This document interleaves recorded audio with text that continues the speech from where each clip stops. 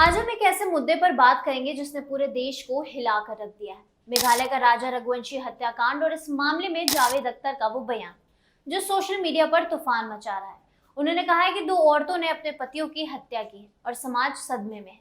लेकिन जब औरतें जिंदा जलाई जाती हैं, पीटी जाती हैं, तब समाज क्यों चुप रहता है? आखिर जावेद अख्तर का ये बयान क्या मैसेज देता है? क्या वो सोनम रघुवंशी का सपोर्ट कर रहे हैं या समाज के दोहरे रवैये पर सवाल उठा रहे हैं? आइए इस मामले को गहराई से समझते हैं। हेलो एवरीवन, मैं निकिता और आप देख रहे हैं आपकी खबर। 27 जून 2025 को एनडीटीवी के क्रिएटर्स मंच पर जावेद अख्तर ने राजा रघुवंशी हत्याकांड और मेरठ की नीले ड्रम हत्याकांड पर अपनी राय रखी। उन्होंने कहा कि मेरे इस मामले में मिक्स्ड इमोशन है। दो औरतों ने अपने पतियों की हत्या की और इस समाज हिल गया।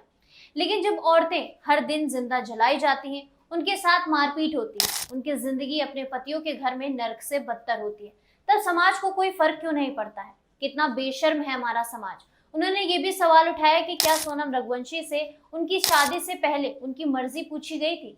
क्या उनके लिए अपने माता पिता से ये कहना आसान था कि वो ये शादी नहीं करना चाहती है?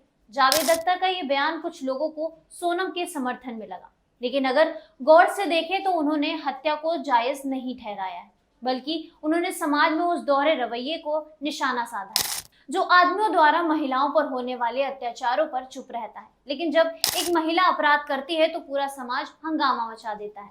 जावेद अख्तर का यह बयान हमें कुछ अनकंफर्टेबल सच्चाइयों का सामना करने के लिए मजबूर करता है।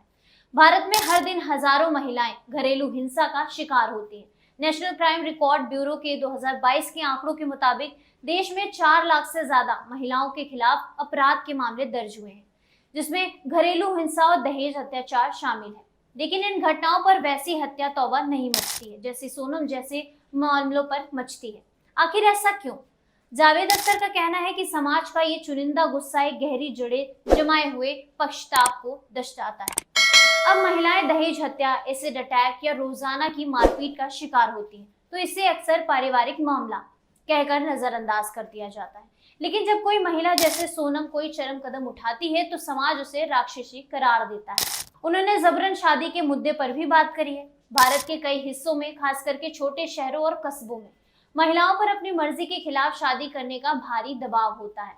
जावेद अख्तर ने सवाल किया, क्या एक छोटे शहर की लड़की के लिए अपनी शादी से इनकार करना आसान है? ये सवाल एक बड़े सिस्टमिक मुद्दे की ओर इशारा करता है। महिलाओं की अपनी जिंदगी के फैसलों में ऑटोनॉमी की कमी है। सोनम रघुवंशी का मामला और मेरठ का नीला ड्रम हत्याकांड कई गंभीर सवाल खड़े करता है। क्या सोनम और मेरठ की मुस्कान जैसी महिलाएं एक पैट्रियार्कल सिस्टम के शिकार हैं जिसने उन्हें ये कदम उठाने के लिए मजबूर किया, या वो सिर्फ अपराधी हैं? सच्चाई शायद इन दोनों के बीच कहीं है। हालांकि हत्या कैसे अपराध को किसी भी तरह से जायज नहीं ठहराया जाता, लेकिन हमें ये पूछना होगा, किसी को इतने गंभीर कदम तक ले जाने की वजह क्या थी? क्या सोनम उस शादी में फंसी थी जो वो नहीं चाहती थी? क्या सामाजिक दबाव या पर्सनल सर्कमस्टांसेस ने उनके रोल निभाया है? कुछ रिपोर्ट्स के मुताबिक सोनम और उनके प्रेमी राज कुशवाहा नशे की लत में थे और राजा के परिवार का दावा है कि ये लत उनके आपराधिक व्यवहार को बढ़ावा देता है। जावेद अख्तर का ये बयान हमें सुर्खियों से परे देखने के लिए इंस्पायर करता है। वो सोनम के काम का बचाव नहीं कर रहा, बल्कि ये पूछ रहे हैं कि समाज इन वजह को क्यों नहीं देखता है, जैसे जबरन शादी और महिलाओं के खिलाफ हिंसा, जो ऐसे अपराधों को जन्म दे सकता है। सोनम रघुवंशी का मामला और जावेद अख्तर का बयान एक जरूरी बहस शुरू करता है। ये पक्ष चुनने की बात नहीं, बल्कि टफ क्वेश्चन पूछने की बात है। हम महिलाओं के दर्द पर चुप क्यों रहते हैं?